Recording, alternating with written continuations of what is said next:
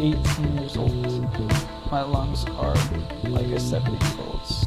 Doctors say vaping almost killed Adam. If we didn't bring him in when we brought him in, his lungs would have collapsed and he would have died. Across the U.S., 6 people have died and more than 400 have been hospitalized with severe lung disease linked to vaping. But the exact cause remains a mystery. What's the pack of smokes cost? What we do know is that after decades of anti-tobacco campaigns that helped slash the rates of teen smoking, a whole new generation is becoming addicted to nicotine. This is really something we've never seen before. We really don't know the best way to treat it. This is how parents and politicians are fighting back. They come in all shapes and sizes, but nearly 70% of the e-cigarette market is controlled by one company, Juul. The device is wildly popular with teens, and it helps that it's tech-friendly and easy to hide.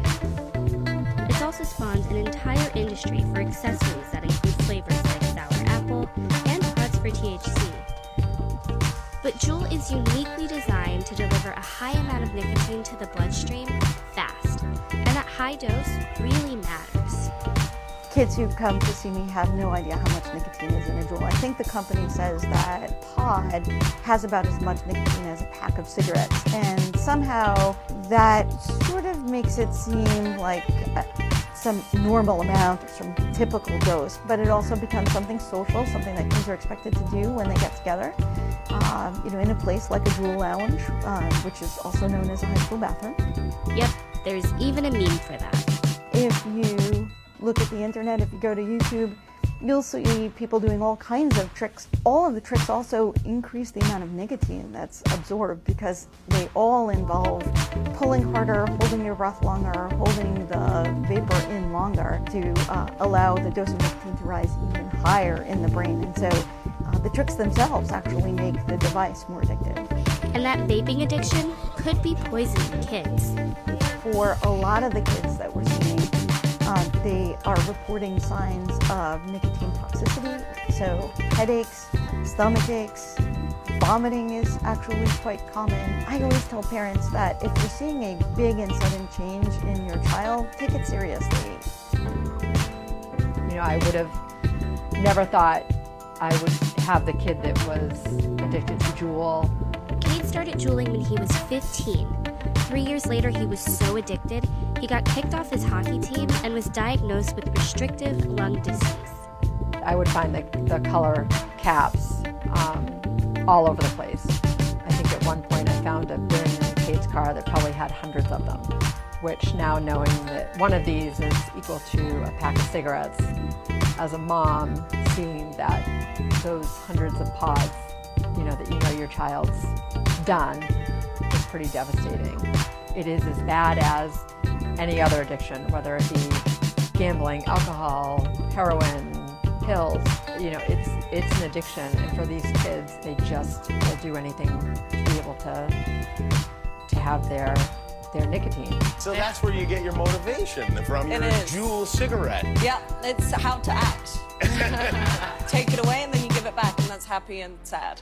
Every company dreams of having their product promoted by celebrities, but Juul has been criticized for a sleek marketing campaign that claims the device is safer than cigarettes, and a social media strategy that seemed aimed at teens. Well, I said I'm sorry for the situation they're in. Again, there's never been an... But you don't think Juul caused it?